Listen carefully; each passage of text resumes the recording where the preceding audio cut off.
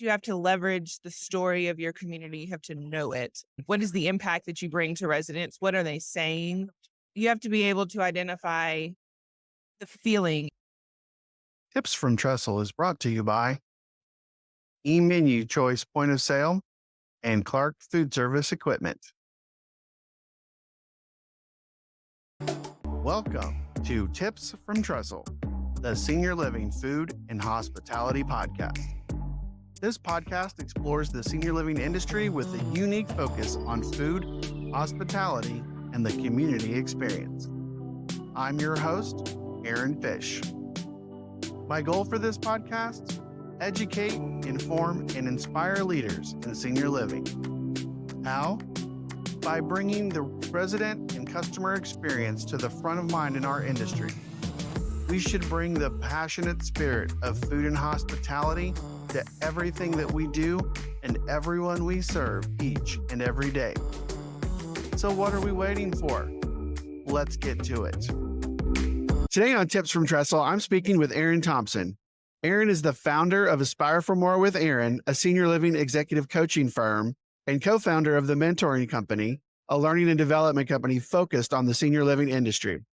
She is also the host of the Aspire for More with Erin podcast, which can be found anywhere you listen to your favorite podcasts.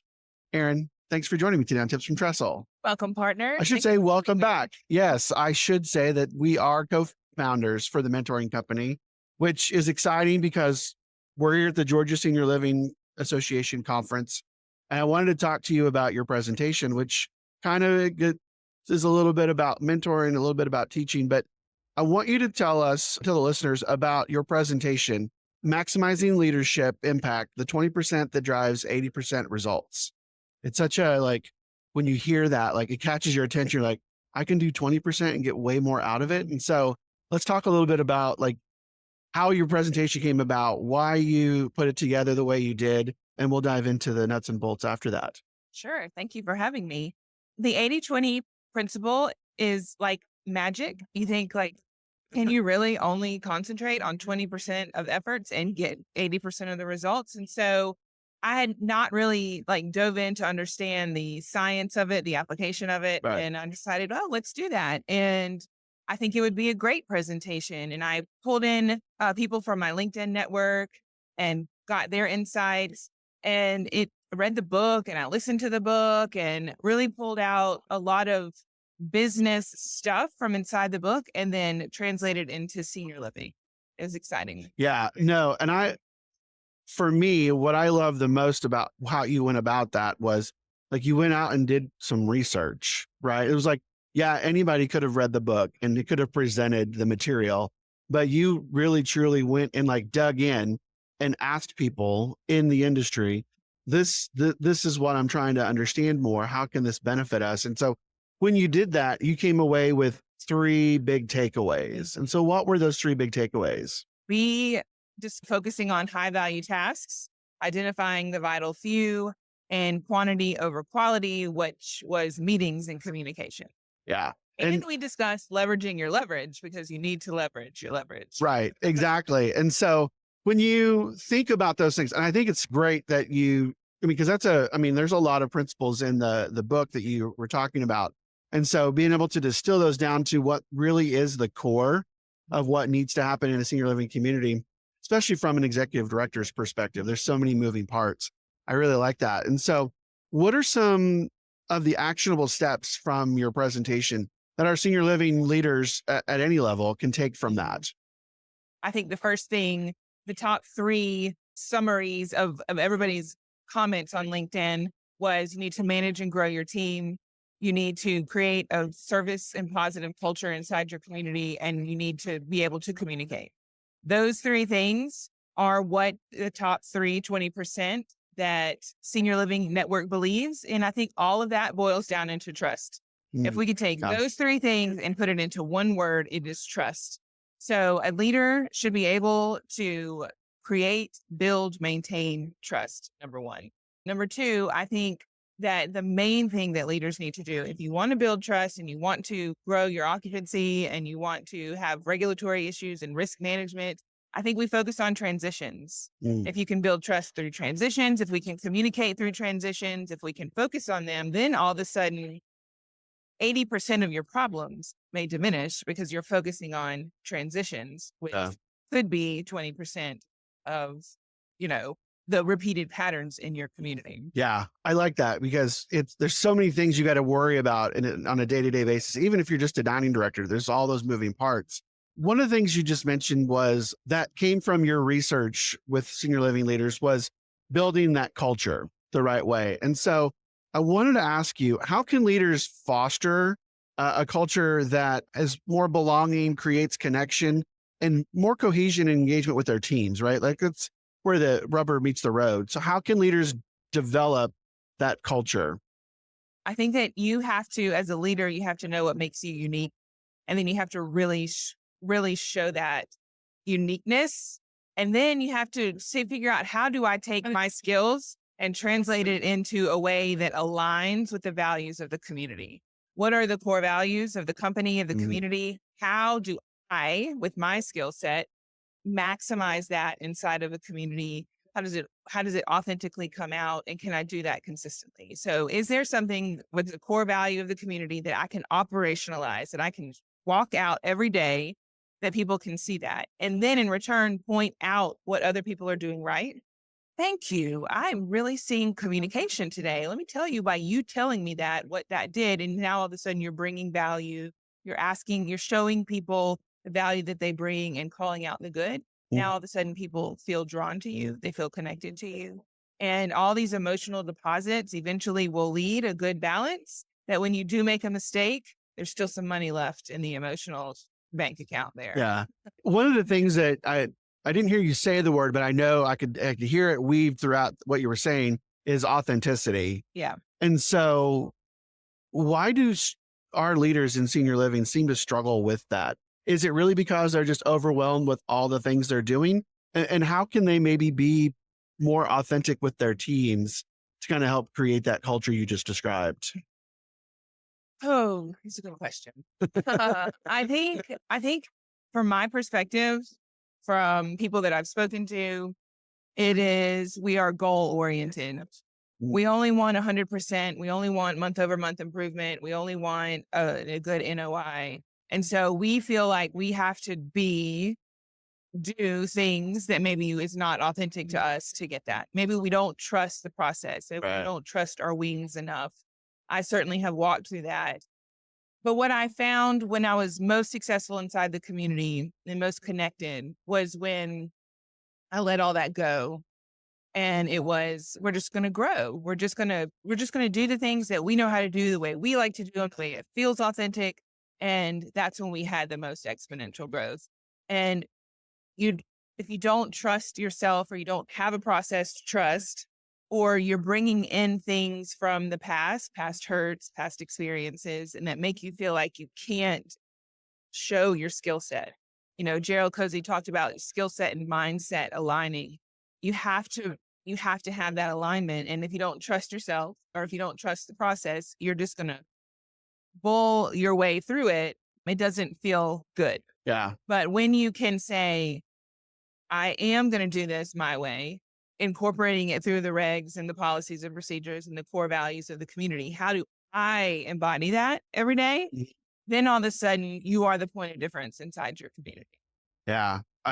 All of that. I mean, more leaders need to embrace what you're talking about. I think it would make their lives easier for sure. One of the things that I found so intriguing as I was listening to your session was how you really got into some of the granular things that leaders, especially executive directors, do, things around like meetings and making more effective use of time for their teams. And I'd love for you to talk a little bit about that, because I think a lot of times we get you talked about like hitting those goals. Well, we have all of these things scheduled throughout the day that we feel like we have to do that maybe don't bring value. So what were some of the things, if you don't mind sharing with the listeners, that you feel can make an impact when it comes to better use of time in the community? Technology continues to drive changes in senior care, and that includes food service. eMenu Choice is an award-winning point-of-service application for managing the dining function in senior living communities. This mobile, touchscreen-enabled software enhances the dining experience for residents while streamlining processes for staff. The flexibility and functionality of eMenu Choice makes it an effective solution for any type of senior living environment, from independent and assisted living to skilled nursing facilities. It works for production kitchens or restaurant-style service with options for per meal or a la carte pricing, and accommodates a variety of payments, including bill to account, meal credits, and credit cards. Created by a senior care provider with more than a century of experience serving older adults, eMenu Choice eliminates communication barriers between staff and residents while enabling person-centered choices and greater resident satisfaction. eMenu Choice, transforming dining for senior living. You have to know the feeling of your community. I think that you have to leverage the story of your community. You have to know it. Yeah. One. What is the impact that you bring to residents? What are they saying? You have to be able to identify the feeling. Is it too much? Is there projects not being done? Is there a lot of resentment? People are working hard and nothing's getting done. We have to identify, are we being busy or productive? And I think one of the ways to do that is leveraging your meetings. Stand up is really, really important. I believe it's the most critical meeting that executive directors have. And you should know a little bit about everything so you can connect all of it together. Yep. And you have to ask the right questions in order to get the answers that you need to figure out how to direct it. But we can't go chasing every problem. We have to delegate tasks and authority. We have to use meetings. We have to leverage them to our benefit. And we have to say that I don't have to control everything. Yeah. That's hard as a leader, for sure. Hard. And we have to trust the process a little bit. But as an executive director, I leverage my stand-ups every day. And that was one of the best things that I did. It just gives everybody a roadmap to the day, to the week, to the month. Yeah. Everybody speaks, everybody has ample time, and everyone's valued in that meeting. Yeah. It's funny you bring up the daily stand-up. I preach about for dining, how a pre-service meeting, it's in essence the same kind of thing, but specific to what does our meal look like? Who do we have here? What residents are new? All those kinds of things. And I think without that all-inclusive communication, it's hard for a department director to know how they can support the executive director, but also their other peers with what's happening in their world. And I think we get too siloed. And I love what you're saying about everybody needs to participate, whether you're the housekeeping supervisor or you're the regional director of operations. Everybody has to be a part of that. Yeah. And I even think there's a culinary stand-up that happens before each meal that it is really hard to implement. It is difficult. But I will tell you, if the culinary director will do that, then the servers are set up for success. Yeah. Because they know what condiments come with each meal. They're not being yelled at because the sauerkraut didn't come or the mustard wasn't here or why aren't my crackers on the table? We taste the tea to make sure it's sweet if you live in the South. Oh, yeah. All the things, because the lead server can say, oh, do you have Mr. Smith's hot water? And do you have Mrs. Jones 7 grapes? Because she doesn't want 8, she doesn't want 6, she wants 7. Can somebody double count them? Right. These things, they seem small and they think that we don't have time for that. But wouldn't you rather take 2 minutes than being yelled at by those 2 people who are having a bad day because they're in pain? Yeah. Well, and it's kind of the snowball effect, right? Like if I don't give Mrs. Jones her 7 grapes, then all of the other things that are going wrong, I'll now come to the surface. And now she's in your office yelling at you as the executive director about the 27 things that are bad in the community, when really there are a bunch of little things that if you just take care of them, they don't ever come up. Yeah. So. Well, I will say the truth is, and I've said this before in presentations, that culinary people get the brunt of everything. If care's not doing well, or if somebody double drafted their account, what's the one thing that people can control? The food they eat. They walk into the dining room and their tea isn't there, or there's 5 ice cubes instead of 2 ice cubes. Who's going to get the brunt of the rest of the day? Yeah.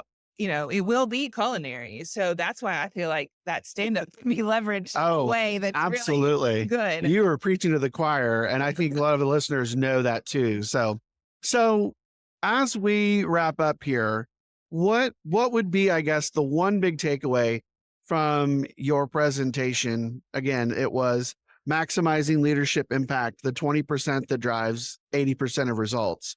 What's that one big takeaway you would want the people to know from that? That you have to delegate tasks and authority if you want to create more freedom. Well, first of all, you have to know what success is, right? What does success look like today, this quarter, this year?